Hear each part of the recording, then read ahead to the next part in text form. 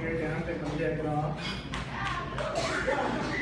So, let me tell you a story about how my mother lost the war on drugs. I was 12 years old and in inpatient rehab. And it was our first circle around where we reintroduced everybody. We were looking and the counselors talking. I was like, here's Billy, he's got a heroin problem. There's Shauna, she loves cocaine. There's Tanya, she loves crystal meth. And then they get to me and I say, hi, my name's Mark, I like Dungeons and Dragons, and I smoke pot once. If you want to know how you get into rehab from smoking pot once, well, there's a few steps. First, you get caught. Then your parents ground you. Then they call all your parents' friends that you were smoking with. And then last, your mother has a belief in the scorched earth type of parenting. And it took about 2-3 weeks before most of the counselors and therapists realized I did not belong in inpatient rehab. So I was released back in the wild, but from that point forward, my mother took that scorched earth mentality and ferreted out anything that had to do with drug paraphernalia, even a hint of it. And that included the 5 friends I was smoking with that night. And one of them happened to be my best friend that I've known since I was 5 years old. But of course, being a teenager, being rebellious, that wouldn't stand.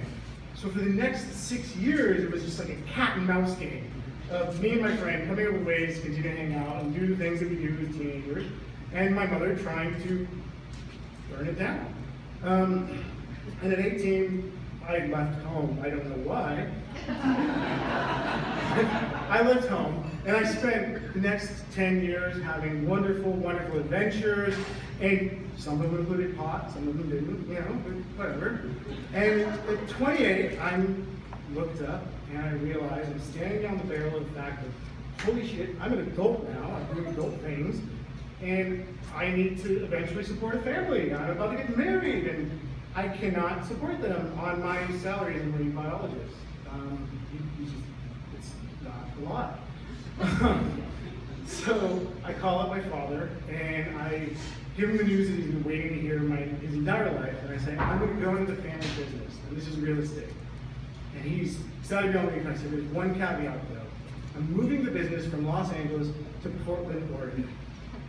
And we slowly start that process. And the first thing I do, the first thing is I call up my best friend, the one who outcost my father, the one who I spent years sort of playing cat and mouse games with my mother.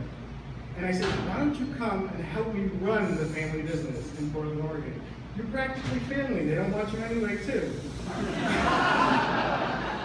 So he agrees, and he comes to Portland, and we spent about a year or two really learning it on the fly. And at the same time, Colorado passes recreational law, and on the horizon, we see Oregon coming.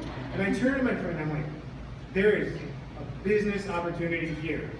So I go and we gather all the information we can, we collect the data, the demographics, and we're like, yes! And I present it to the businessman that is my father. And he's like, wow, this is really a great fucking idea, so let's do it. And a month before November rolls around and pot is about to become legal in Oregon, we are the crowd, we're in this big old warehouse that we're gonna renovate and rent out to growers. Now, my mother does not know about any of this at all, not yet, no.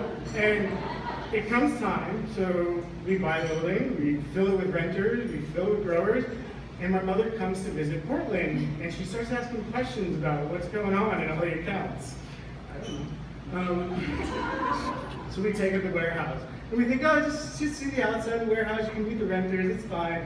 She's, no, can I see the inside? Okay, so now you're finished. So my mother is 4'11", so I'm not like that tall. And she's like, and you see the inside. Now the tenants don't know this history. And my father is shitting bricks. My friend is shitting bricks. And I'm like, it's gonna be fun. So they open the first store, and she walks into a room with a cornucopia of plants, all of them taller than her. And she's just walking through with this look on her face. And we go home, get a car, we go home, nothing, not a word at all until the next morning when she goes, excuse me? you need to take me to the pawn shop. I'm like, okay. What do you think? This is my business now. I need to know what this is. And so she goes, she learns a little bit about pot, sativa, vinegar, whatever. She flies home, back to the house that she spent my entire childhood trying to eradicate of marijuana, which is now being paid for by marijuana.